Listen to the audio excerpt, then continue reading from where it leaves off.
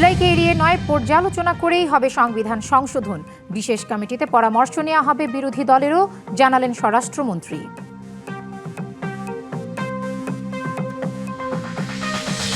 জনগণের রায় ছাড়া অন্য কিছু মেনে নেওয়া হবে না। জুলাইকে ভুলিয়ে দেওয়ার চেষ্টা হলে সব তছনছ করে দেওয়ার হুঁশিয়ারি জামায়াত আমিরের। শেখ হাসিনা দেশে আসলে আইন অনুযায়ী রায় কার্যকর হবে। 1 বছরের মধ্যেই জুলাই গণহত্যার বিচার শেষে করার আশা চিফ প্রসিকিউটরের।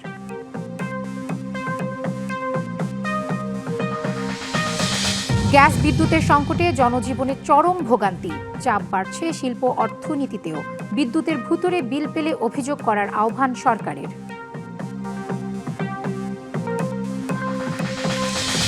বিভিন্ন সেক্টরে বিনিয়োগে আগ্রহী সৌদি আরব, নেবে দক্ষ জনশক্তি। চলতি বছরের মধ্যেই হবে বৈঠক, জানালেন পররাষ্ট্র প্রতিমন্ত্রী।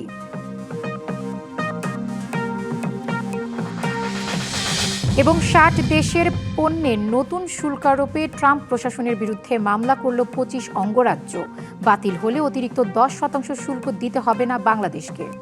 অংশীজনদের সাথে আলোচনা করে সংবিধান সংশোধনের কাজ চলবে। জুলাই জাতীয় সনদ সামনে রেখে পর্যালোচনা করা হবে সংবিধানের পুরো কাঠামো, তবে অক্ষুণ্ণ থাকবে মূলনীতি। এ বিষয়ে গঠন করা বিশেষ কমিটিতে বিরোধী দলের সদস্যরা যোগ না দিলেও বাইরে তাদের পরামর্শ নেওয়া হবে। মঙ্গলবার কমিটির প্রথম বৈঠক শেষে জানানো হয় এসব তথ্য। মঙ্গলবার প্রথম বৈঠকে বসে সংবিধান সংশোধনে গঠন করা বিশেষ কমিটি। জাতীয় সংসদ ভবনের ক্যাবিনেট কক্ষে এই বৈঠকে আলোচনা হয় জুলাই অভ্যুত্থান ও শহীদদের আকাঙ্ক্ষা বাস্তবায়নে সংবিধানে প্রয়োজনীয় সংস্কারের বিষয়ে। ঠিক করা হয় কমিটির কর্মপরিকল্পনা। পরে এ নিয়ে বিস্তারিত তুলে ধরেন আইনমন্ত্রী মোহাম্মদ আসাদুজ্জামান। জানান, জুলাই সনদকে এড়িয়ে সংবিধান সংশোধনের রাজনৈতিক মতাদর্শের প্রতিফলন ঘটানোর সুযোগ নেই। জুলাই সনদ একটা ডকুমেন্ট, ওই ডকুমেন্টের হারমোনিয়াস ইন্টারপ্রিটেশনটা ওখানেই বলে দেওয়া আছে। এখানে কোনো ইপস অ্যান্ড বাটের সুযোগ নাই, এখানে কোনো রকম ভিন্ন ব্যাখ্যা করার সুযোগ নাই। জুলাই সনদকে সামনে রেখে, জুলাই সনদকে বৃত্তায়ন করে, জুলাই সনদকে ধারণ করে, জুলাই চেতনাকে ধারণ করে আমার সংবিধান সংশোধনের পথে আমি এগিয়ে যাব। এর আগে কমিটির সভাপতি ও স্বরাষ্ট্রমন্ত্রী সালাউদ্দিন আহমদ বলেন, সংবিধান সংশোধনে চ্যালেঞ্জ নয় বরং প্রত্যাশা আছে। বলেন, জুলাই জাতীয় সনদ পূর্ণাঙ্গভাবে বাস্তবায়ন করতে চায় সরকার। আমরা সমাজের সকল সেকশনের সাথে আলোচনা করে তাদের মতামত নিয়ে জুলাই জাতীয় সনদ বাস্তবায়ন করব এবং জুলাই জাতীয় সনদের বাইরেও সমাজের যে সমস্ত প্রত্যাশা আছে থাকবে সেই সমস্ত বিষয়গুলো অ্যাড্রেস করব। সংবিধানের প্রস্তাবনা থেকে শুরু করে তফসিল পর্যন্ত সর্বত্র যা যা সংশোধনের প্রয়োজন সেই সমস্ত সংশোধনীগুলো আমরা ধারণ করে সেভাবে আমরা রিপোর্ট প্রণয়ন করব। আমরা সকল বিরোধী দলীয় যারা দল আছেন, সদস্য আছেন, তাদের সকলের পরামর্শ আমরা গ্রহণ করব। গেল 13 জুলাই 12 সদস্যের সংবিধান সংশোধন সম্পর্কিত বিশেষ কমিটি গঠন করে জাতীয় সংসদ। তবে ওই দিনই তা প্রত্যাখ্যান করে ওয়াকআউট করে বিরোধী দল। ফজলে রাব্বি সৌরভ, ডিবিসি নিউজ, ঢাকা। জুলাই গণহত্যার বিচার না হলে দেশে নতুন নতুন ফ্যাসিবাদের জন্ম হবে। জুলাইকে ভুলিয়ে দেওয়ার পরিকল্পনা হলে দেশবাসীকে নিয়ে সবকিছু তছনছ করে দেওয়া হবে, এমন হুঁশিয়ারি দিয়েছেন বিরোধী দলীয় নেতা ও জামায়াতে ইসলামীর আমির ডাক্তার শফিকুর রহমান। তিনি বলেন, জনগণ যে রায় দিয়েছে সেটাই মানতে হবে, আলাদা কোনো রায় মেনে নেওয়া হবে না। শাহবাগে জাতীয় জাদুঘরে জুলাই ডকু ফিল্ম প্রতিযোগিতা পুরস্কার বিতরণ অনুষ্ঠানের আয়োজন করে ইসলামী ছাত্র শিবির। এতে প্রধান অতিথি হিসেবে যোগ দেন জামায়াতে ইসলামীর আমির ও বিরোধী দলীয় নেতা ডাক্তার শফিকুর রহমান। এ সময় জুলাই গণহত্যার বিচারে জোর দিয়ে তিনি হুঁশিয়ারি দেন, সঠিক পথে না থাকলে খারাপ পরিণতি ভোগ করতে হবে সরকারকে। যদি খুনি এবং জুলুমবাজদের বিচার না হয় তাহলে এই জাতির মধ্যে আরো বেশি বেশি করে খুনি তৈরি হবে। ফ্যাসিবাদ বিদায় নেবে, আরেক ফ্যাসিবাদ তার জায়গা দখল করবে। আমরা ওই রূপান্তরটা চাইনি। এই জাতি অতীতে যাদেরকে সঠিক পথে এনেছে, আপনাদেরকেও সঠিক পথে আসতে তারা বাধ্য করবে, অথবা অতীতের ফ্যাসিস্টদের যে পরিণতি হয়েছে সেই পরিণতি আপনাদেরকে ভোগ করতে হবে। এর আগে সিডাপ মিলনায়তনে জুলাই বিপ্লব 2024 বইয়ের মোড়ক উন্মোচন অনুষ্ঠানে ডাক্তার শফিকুর রহমান বলেন, জুলাইকে ভুলিয়ে দেওয়ার চক্রান্ত সফল হতে দেওয়া হবে না, জনতার রায় মানতে হবে সরকারকে। তাইলে কি জুলাইকে ভুলিয়ে দেওয়ার একটা নিরন্তর উল্টা সংগ্রাম শুরু হয়েছে? যদি সেরকম কোনো সংগ্রাম হয়ে থাকে, আমরা মহান আল্লাহর উপর ভরসা করে বলছি, দেশবাসীকে সাথে নিয়ে এই সমস্ত কিছু ইনশাআল্লাহ তছনছ করে দেওয়া হবে। আমাদের সোজা সাপটা কথা, জনগণ যে রায় দিয়েছে এইটাই মানতে হবে, আমাদের আলাদা কোনো রায় নাই। যে জুলাই যোদ্ধাদের কারণে আজকে আপনি সরকার, সেই জুলাই যোদ্ধাদের চোখগুলা কেড়ে নেবেন না। জামায়াত আমির আরও বলেন, আধিপত্যবাদের কাছে কখনো মাথা নত করতে রাজি নন তারা। মুক্তিযোদ্ধার নির্ভুল তালিকা প্রস্তুত না হওয়ায় জাতির জন্য দুঃখজনক বলেও মন্তব্য করেন তিনি। এতগুলা সরকার আসলো গেল, সবাই দাবি করেন যে আমরা মুক্তিযুদ্ধের stakeholder. Hasan Al Mamun, DBC news, Dhaka. 5ই আগস্ট জুলাই গণ অভ্যুত্থান দিবস যথাযোগ্য মর্যাদায় পালন উপলক্ষে জাতীয় পর্যায়ে বিভিন্ন কর্মসূচি গ্রহণ করা হয়েছে। এদিন দেশের 64 জেলায় জুলাই শহীদ স্মৃতিস্তম্ভে পুষ্পস্তবক অর্পণ করা হবে। মঙ্গলবার সরকারি এক তথ্য বিবরণীতে বলা হয়, দিবসটি উপলক্ষে সংবাদপত্রগুলোতে বিশেষ নিবন্ধন, সাহিত্য সাময়িকী ও ক্রোড়পত্র প্রকাশ করা হবে। সকাল 9টায় জুলাই গণ অভ্যুত্থান স্মৃতি জাদুঘর উদ্বোধন করবেন প্রধানমন্ত্রী তারেক রহমান।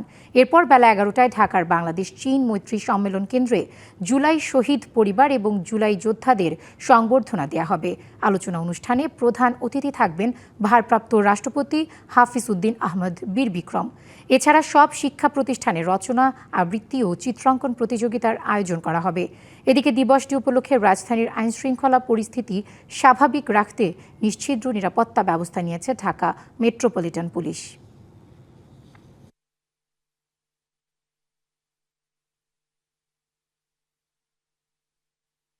আগামীকাল জুলাই স্মৃতি জাদুঘর আনুষ্ঠানিকভাবে উদ্বোধন করবেন প্রধানমন্ত্রী তারেক রহমান। মঙ্গলবার সকালে সচিবালয়ে এক সংবাদ সম্মেলনে সংস্কৃতিমন্ত্রী নিতাই রায়চৌধুরী এসব তথ্য জানিয়েছেন। সংবাদ সম্মেলনে মন্ত্রী আরও জানান, প্রধানমন্ত্রী আনুষ্ঠানিকভাবে উদ্বোধনের পর জাদুঘরটি কেবল শহীদ পরিবারের সদস্যদের পরিদর্শনের জন্য উন্মুক্ত থাকবে। এরপর 6ই আগস্ট থেকে সর্বসাধারণ প্রবেশ করতে পারবেন এই জাদুঘরে। পরিদর্শন ফি প্রাপ্তবয়স্কদের জন্য 50 টাকা এবং শিশুদের জন্য 25 টাকা নির্ধারণ করা হয়েছে।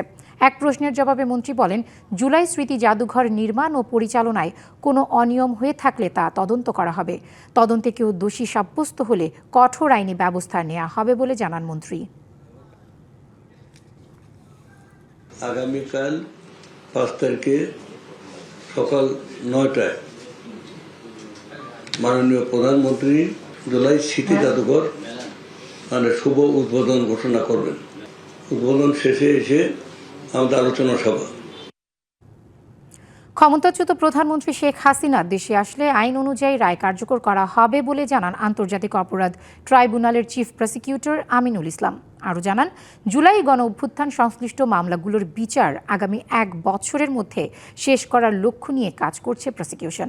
মঙ্গলবার ট্রাইব্যুনালে ব্রিফিংয়ে তিনি আরও বলেন, চলতি মাসে 3টি মামলার রায় হতে পারে। ট্রাইব্যুনালে দ্রুত সময়ে স্বচ্ছতা ও নিরপেক্ষতায় আন্তর্জাতিক মান বজায় রেখে বিচার হচ্ছে। এদিকে পলাতক আসামিদের সম্পত্তি বাজেয়াপ্ত সহ জরিমানার আদেশগুলো দ্রুত বাস্তবায়ন শুরু করা হচ্ছে বলেও জানান আমিনুল ইসলাম। এছাড়াও শেখ হাসিনার ঘৃণাসূচক বক্তব্য গণমাধ্যমে প্রচারে আদালতের নিষেধাজ্ঞা রয়েছে বলেও জানান তিনি।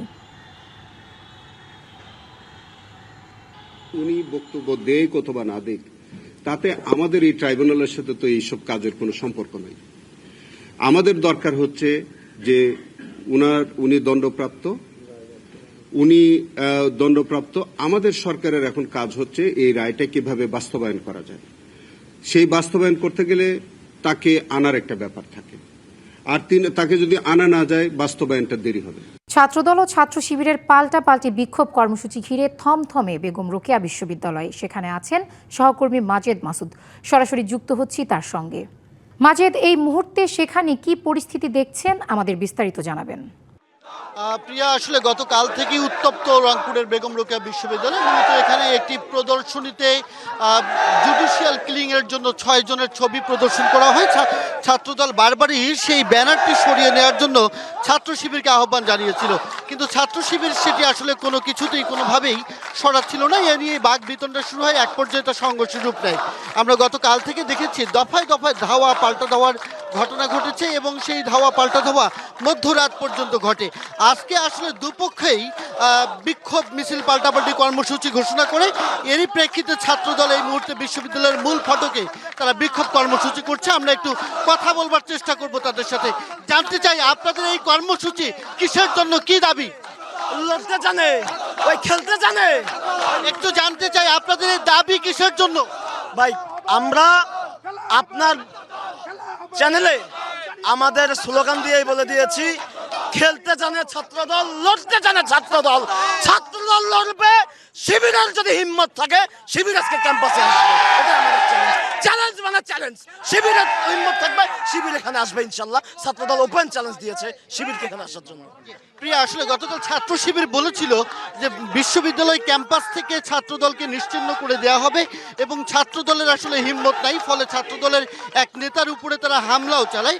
এই হামলার প্রতিবাদে আজকে কিন্তু ছাত্রদল তারা আসলে তাদের যে শক্তি প্রদর্শন, সেই শক্তিমত্তা প্রদর্শনের জন্যই তারা আসলে এসেছেন এবং একই সাথে তারা যে বিক্ষোভটি করেছেন, বিশ্ববিদ্যালয়ের জন্য ছাত্র শিবির কোনো ধরনের নৈরাজ্য চালাতে না পারে, সন্ত্রাসী কর্মকাণ্ড পরিচালনা না করে, সেজন্যই আসলে তারা বিক্ষোভ মিছিল করছেন। কিছুক্ষণ পর ছাত্র শিবির নগরীর লালবাগ থেকে একটি বিক্ষোভ মিছিল বের করবার কথা রয়েছে। এই মুহূর্তে বিশ্ববিদ্যালয়ের পরিস্থিতি থমথমে। আমরা বিশ্ববিদ্যালয়ের প্রশাসনকেও দেখছি তারা যেন যে কোনো ধরনের অপ্রীতিকর পরিস্থিতি এড়াতে পারেন সেই প্রস্তুতি তারা নিয়ে রেখেছেন। প্রিয়া, ধন্যবাদ মাজিদ। জগন্নাথ বিশ্ববিদ্যালয় ছাত্রদল ও ছাত্র শিবিরের নেতাকর্মীদের মধ্যে দফায় দফায় সংঘর্ষ, ধাওয়া ও পাল্টা ধাওয়ার ঘটনা ঘটেছে। দুপুরে বিশ্ববিদ্যালয়টির ক্যাম্পাসে এ ঘটনা ঘটে। এতে উভয় পক্ষের বেশ কয়েকজন নেতা কর্মী আহত হয়েছে। আহত অবস্থায় প্রথমে অনেকে ন্যাশনাল মেডিকেল কলেজ হাসপাতালে চিকিৎসা নেন। সেখানেও দ্বিতীয় দফায় সংঘর্ষের ঘটনা ঘটে। পরে পুলিশ এসে পরিস্থিতি নিয়ন্ত্রণে আনে। এ ঘটনায় গুরুতর আহতদের ঢাকা মেডিকেল কলেজ হাসপাতালে পাঠানো হয়। জানা গেছে, জগন্নাথে একটি অনুষ্ঠানে ইউজিসি চেয়ারম্যান আসার খবরে ক্যাম্পাসের বিভিন্ন সমস্যা সংবলিত প্লেকার্ড নিয়ে জড়ো হয় ছাত্র শিবিরের একদল নেতাকর্মী। তারা ওই অনুষ্ঠানে প্রবেশের চেষ্টা করলে এই সংঘর্ষের সূত্রপাত হয়। এ ঘটনায় জগন্নাথ বিশ্ববিদ্যালয়ের ছাত্র শিবিরের সভাপতি মোহাম্মদ আব্দুল আলিম আরিফ ও জবি ছাত্র দলের আহ্বায়ক কমিটির সদস্য ইয়াসিন সাইফ সহ শতাধিক নেতাকর্মী আহত হয়। সংঘর্ষের পর ছাত্র দলের নেতাকর্মীরা শিবির সদস্যদের ক্যাম্পাস থেকে তাড়িয়ে সেখানে অবস্থান কর্মসূচি পালন করেন। এদিকে অনাকাঙ্ক্ষিত এ ঘটনায় ক্ষোভ জানান জগন্নাথ বিশ্ববিদ্যালয়ের ভিসি ডক্টর মোহাম্মদ রইসুদ্দিন। জ্বলছে না রান্নাঘরের চুলা, গ্যাসের অভাবে বন্ধ বিদ্যুৎ উৎপাদন। তার প্রভাবে হচ্ছে লোডশেডিং। গ্যাস আর বিদ্যুতের এই সংকটে বাড়ছে অস্থিরতা। নিত্যজীবন থেকে শুরু করে গ্যাস আর বিদ্যুৎহীনতার চাপ পড়ছে শিল্প কারখানায় উৎপাদনে। একদিকে ঘন্টার পর ঘন্টা লোডশেডিং আর অন্যদিকে গ্যাস সংকটে বাসাবাড়িতে জ্বলছে না চুলা। গ্যাস বিদ্যুতের বিভ্রাটে নাকাল জনজীবন। গ্যাস সংকটের প্রভাব পড়েছে শিল্প কারখানাতেও। প্রয়োজনীয় গ্যাস না থাকায় কমে গেছে উৎপাদন। কোথাও কোথাও সাময়িকভাবে বন্ধ রাখতে হচ্ছে কারখানার কাজ। এতে বাড়ছে উৎপাদন ব্যয়। উদ্বেগে উদ্যোক্তারা। চাপ পড়েছে পরিবহন ব্যবস্থায়ও। অধিকাংশ সিএনজি ফিলিং স্টেশনে গ্যাস সরবরাহ বন্ধ হয়ে গেছে। অনেক চালক ঘন্টার পর ঘন্টা অপেক্ষা করেও গ্যাস সংগ্রহ করতে পারেনি। ফলে যানবাহনের স্বাভাবিক চলাচল ব্যাহত হচ্ছে। আমার বাচ্চাকে ভোরবেলা স্কুলে নেওয়ার জন্য বের হয়েছে একটা সিএনজি, পরে প্রায় 2 কিলোর মতো হেঁটে আগায় যাওয়ার পরেও গাড়ি নেই। আজকে পাইলে তার নিশ্চয়তা নাই, ওরা কি গ্যাস দেবে কিনা না দেবে। নেতারা লাইনে গ্যাস নাই এটা বলতেছে, 5 মিনিট চাইলে 10 মিনিট বন্ধ করে রাখে। গ্যাসের দাম বাড়তে মনে হচ্ছে আপনারা বাড়ান, আমাদের প্রশ্ন দিয়ে আপনারা আমাদের সমাধান করে দেন। এরই মধ্যে বাড়তি দুর্ভোগ তৈরি করেছে বিদ্যুৎ বিভ্রাট। শহর অঞ্চলে অনেক এলাকায় দিনে 3 থেকে 4 ঘন্টা, আর গ্রামে 7 থেকে 8 ঘন্টা থাকছে না বিদ্যুৎ। গরমে অতিষ্ঠ মানুষ। এছাড়া ব্যবসা বাণিজ্য ও ছোট শিল্প ক্ষতির মুখে। কিছুক্ষণ পর লোডশেডিং হয়, কারেন্ট থাকে না। আসলে খুব বিপদের মধ্যে আছি আর কি। আমরা 6-7 ঘন্টা কারেন্ট থাকে কিনা সন্দেহ। ঘন ঘন বিদ্যুৎ যাচ্ছে আসতেছে। বাচ্চারা লেখাপড়া ডিস্টার্ব হইতেছে, বাচ্চারা ঘুমাইতে পারে না। আমরা পাখা দিয়ে বাতাস পারি। বাড়িটা যে ঠিক মতো বিদ্যুৎ সাপ্লাই দিতে পারতেছে না। বিদ্যুৎ সারাদিন 24 ঘন্টার মধ্যে 17 বার যায় আর আসে। গ্যাস ও বিদ্যুতের এই সংকটে জীবনযাপনে পড়েছে বিরূপ প্রভাব। আর শিল্প কারখানায় উৎপাদন ব্যাহত হওয়ায় প্রভাব পড়েছে অর্থনীতিতে। লিখনকান্তি ভৌমিক, ডিবিসি নিউজ ডেস্ক। বিদ্যুতের ভুতুড়ে বিল পেলে কাছাকাছি কেন্দ্রে গিয়ে অভিযোগ করার আহ্বান জানিয়েছেন প্রধানমন্ত্রীর তথ্য ও সম্প্রচার বিষয়ক উপদেষ্টা ডক্টর জাহিদ উর রহমান। গ্যাস সংকটের কারণে বাসাবাড়িতে বিদ্যুতের ব্যবহার বৃদ্ধি পাওয়ায় লোডশেডিং কিছুটা বেড়েছে বলেও দাবি তার। এছাড়া সরকার পলাতক শেখ হাসিনাকে দেশে ফিরিয়ে এনে শাস্তি নিশ্চিত করার চেষ্টা করছে বলে জানান উপদেষ্টা। গেল প্রায় 3 সপ্তাহ ধরে সারা দেশে গ্যাসের তীব্র সংকট চলছে। এর সঙ্গে বেড়েছে লোডশেডিং। এই 2 সংকটে মানুষের ত্রাহিহাল। এমন পরিস্থিতি মোকাবেলায় সরকারের পক্ষ থেকে বারবার ধৈর্য ধরার আহ্বান জানানো হচ্ছে। মঙ্গলবার সচিবালয়ের সংবাদ সম্মেলনেও প্রধানমন্ত্রীর তথ্য ও সম্প্রচার উপদেষ্টা বলেন, কয়েকদিনের মধ্যে ধাপে ধাপে গ্যাসের সংকট কেটে যাবে। এখন যখন একটা টার্মিনাল থেকে গ্যাস আসা বন্ধ হয়ে গেল, এইটা মারাত্মক ক্রাইসিস তৈরি করলো শিল্পে, বাসা বাড়িতে, সিএনজি পাম্পগুলোতে আমরা দেখবো যেগুলো আমাদের চোখে পড়ে প্রচুর। লোডশেডিং তারপরও করতে চায় না সরকার। কি করছে, যেহেতু গ্যাসের বিদ্যুৎ কেন্দ্র কমে গেছে, সরকার অত্যন্ত এক্সপেন্সিভ তরল জ্বালানি, ডিজেল বেস জ্বালানি দিয়েও বিদ্যুৎ উৎপাদন করছে। এক প্রশ্নের জবাবে উপদেষ্টা অতিরিক্ত বিদ্যুৎ বিল এলে নিকটস্থ কেন্দ্রে অভিযোগ দিতে অনুরোধ করেছেন। আমাদের নিকটস্থ যে জায়গা আছে অভিযোগ নিয়ে যান, এবং আমি বলছি কেউ যদি অভিযোগ সেখানে করে অভিযোগ করতে না পারেন বা প্রতিকার না পান, প্রতিকার মানে এই না যে উনি সঠিক, প্রতিকার মানে হচ্ছে আমরা এটা অ্যাসেস করেছি, সেটা যদি না পান নিশ্চয়ই আমি সেটা নিয়ে কাজ করব। দিল্লিতে বসে পলাতক শেখ হাসিনার রাজনীতি করার সুযোগ নেই। আদালতের নিষেধাজ্ঞা থাকায় তার কোনো বক্তব্য গণমাধ্যমে প্রচারের সুযোগ নেই। এর আগের বারও আমরা একটা ব্রিফিং দিয়েছি, পত্রিকাগুলোকে একটা নির্দেশনা দিয়েছি, আবার বক্তৃতা করবেন এই ধরনের নিউজ যদি কেউ দিয়ে থাকে, এটা যদি কেউ আগাম জানায় এবং সেটা পাবলিশ করে, এটা অবশ্যই আদালতের রায় ভায়োলেট করা হবে। শেখ হাসিনাকে দেশে ফিরিয়ে আইনের আওতায় এনে শাস্তি নিশ্চিত করার চেষ্টা করছে সরকার। যারা করেছেন তাদের ব্যাপারে শাহ ইমন, ডিবিসি নিউজ, ঢাকা। প্রধানমন্ত্রী তারেক রহমানের সঙ্গে সৌজন্য সাক্ষাৎ করেছেন মার্কিন প্রশান্ত মহাসাগরীয় নৌবহরের বর্তমান কমান্ডার অ্যাডমিরাল স্টিফেন টি কোলার। দুপুরে সচিবালয়ের মন্ত্রিপরিষদ বিভাগে সাক্ষাৎ অনুষ্ঠিত হয়। বৈঠকে মানবিক সহায়তা, দুর্যোগ ব্যবস্থাপনায় বাংলাদেশের সক্ষমতা ও অবদান নিয়ে আলোচনা হয়। মার্কিন কমান্ডার বিভিন্ন নৌমহড়ায় বাংলাদেশের অংশগ্রহণের বিষয়টি তুলে ধরেন। বৈঠকে general security of military information agreement নিয়ে দুই দেশের পারস্পরিক বোঝাপড়া ও এর অগ্রগতি নিয়েও আলোচনা হয়। বাংলাদেশের পক্ষ থেকে জানানো হয়, যুক্তরাষ্ট্রের সঙ্গে সম্পর্ককে অধিক গুরুত্ব দেয় ঢাকা।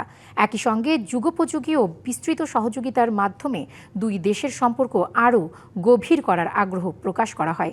এ সময় কমান্ডার আফ্রিকার বিভিন্ন দেশে জাতিসংঘ শান্তিরক্ষা কার্যক্রমে বাংলাদেশের অবদানের ভূয়সী প্রশংসা করেন। বাংলাদেশের বিভিন্ন খাতে বিনিয়োগের আগ্রহ প্রকাশ করেছে সৌদি আরব। সম্পর্ক জোরদারে দুদেশের প্রতিনিধি দলের বৈঠকে আরও উঠে এসেছে প্রধানমন্ত্রীর সম্ভাব্য সৌদি সফর এবং দীর্ঘদিন ধরে আলোচনায় থাকা ৭০,০০০ রোহিঙ্গার পাসপোর্ট ইস্যুও। এছাড়া বাংলাদেশ থেকে দক্ষ জনশক্তি নেওয়ার ইচ্ছে প্রকাশ করেছে দেশটি। বাংলাদেশ ও সৌদি আরবের দ্বিপাক্ষিক সম্পর্ক আরও জোরদার করতে 2 দিনের সফরে ঢাকায় এসেছে সৌদি প্রতিনিধি দল। উপপররাষ্ট্রমন্ত্রী ওয়ালিদ বিন আব্দুল করিম আল খেরাইজির নেতৃত্বে প্রতিনিধি দলটি সকালে পররাষ্ট্রমন্ত্রী খলিলুর রহমান ও স্বরাষ্ট্রমন্ত্রীর সঙ্গে বৈঠক করেন। পরে সচিবালয়ে প্রধানমন্ত্রী তারেক রহমানের সঙ্গেও সৌজন্য সাক্ষাৎ করে সৌদি প্রতিনিধি দল। দুপুরে নিজ কার্যালয়ে সাংবাদিকদের পররাষ্ট্র প্রতিমন্ত্রী শামা ওবায়েদ জানান, কৃষি, সৌরবিদ্যুৎ, নবায়নযোগ্য জ্বালানি, তথ্য প্রযুক্তি সহ বিভিন্ন খাতে বাংলাদেশের বিনিয়োগে আগ্রহ দেখিয়েছে সৌদি আরব।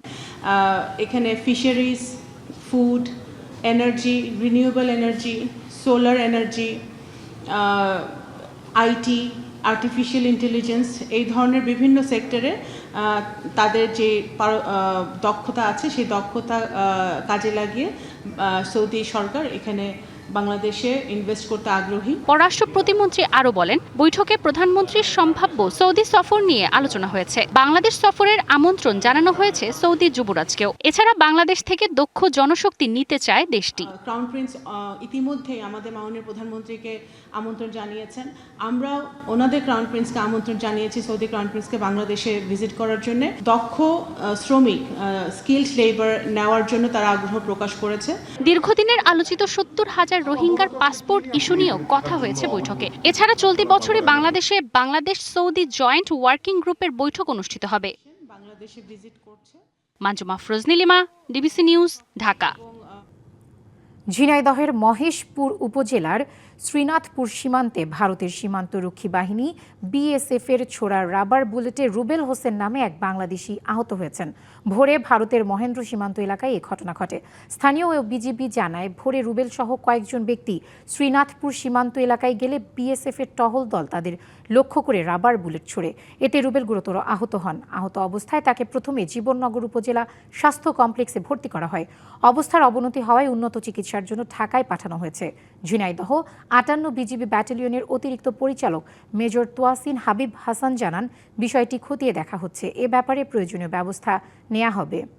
জোরপূর্বক শ্রমের মাধ্যমে পণ্য উৎপাদন অভিযোগে ৬০ বাণিজ্যিক অংশীদারের ওপর ১০ থেকে ১২.৫% শুল্ক আরোপে যুক্তরাষ্ট্রের প্রেসিডেন্ট ডোনাল্ড ট্রাম্পের বৈধতাকে চ্যালেঞ্জ করে মামলা করেছে দেশটির ২৫টি অঙ্গরাজ্য। সোমবার যুক্তরাষ্ট্রের আন্তর্জাতিক বাণিজ্য বিষয়ক আদালতে মামলা দায়ের করা হয়। মামলার বাদীপক্ষ New York, California, Illinois, Massachusetts, Washington, Wisconsin, Pennsylvania, Kentucky সহ আরও ১৭টি অঙ্গরাজ্য। এসব অঙ্গরাজ্যে যুক্তরাষ্ট্রের বর্তমান বিরোধী দল ডেমোক্রেটিক পার্টি শক্তিশালী। গত জুলাই মাসে বাংলাদেশ, ভারত, জাপান এবং চীন সহ ৭টি দেশের বিরুদ্ধে জোরপূর্বক শ্রমে পণ্য উৎপাদন এবং এ ধরনের পণ্য আমদানির অভিযোগ তুলে যুক্তরাষ্ট্র তাদের পণ্যে ১০% থেকে ১২.৫% অতিরিক্ত রপ্তানি শুল্ক আরোপ করে ট্রাম্প প্রশাসন।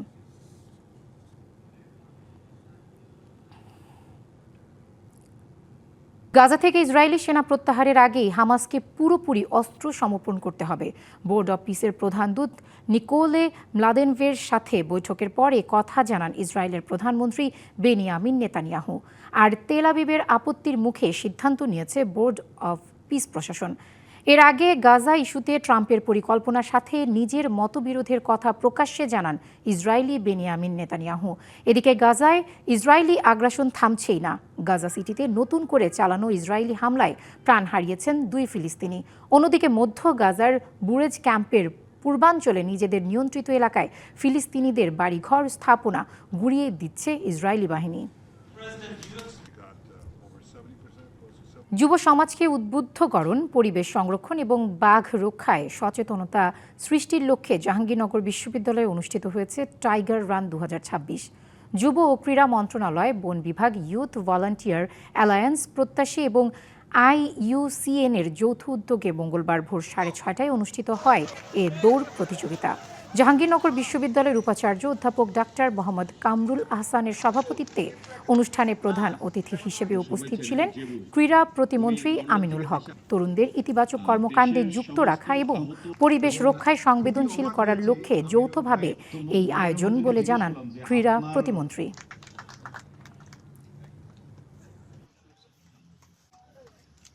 তখন হচ্ছে ক্রেস্ট বিতরণের একটা পর্ব। যুব সমাজকে সর্বক্ষেত্রেই এগিয়ে আসতে হবে এবং এই রান শুধু বাঘ দিবস উপলক্ষে আমি সেটা মনে করি না। এই রান কিন্তু আপনাকে নৈতিকতা, সামাজিক মূল্যবোধও শেখাবে এবং আমাদের বর্তমান সরকারের সবচেয়ে প্রধান যে লক্ষ্য সেটি হচ্ছে শিক্ষিত বেকার যুবক যাতে ঘরে তারা পরিবারের কাছে অবহেলিত না হয়। ডিবিসি সংবাদ এই ছিল এখনকার মতো। ডিবিসি নিউজের সংবাদগুলো পড়তে ভিজিট করুন dbcnews.tv আর ভিজিট করুন ডিবিসির ফেসবুক পেজ এবং ইউটিউব চ্যানেল ডিবিসির সঙ্গেই থাকুন।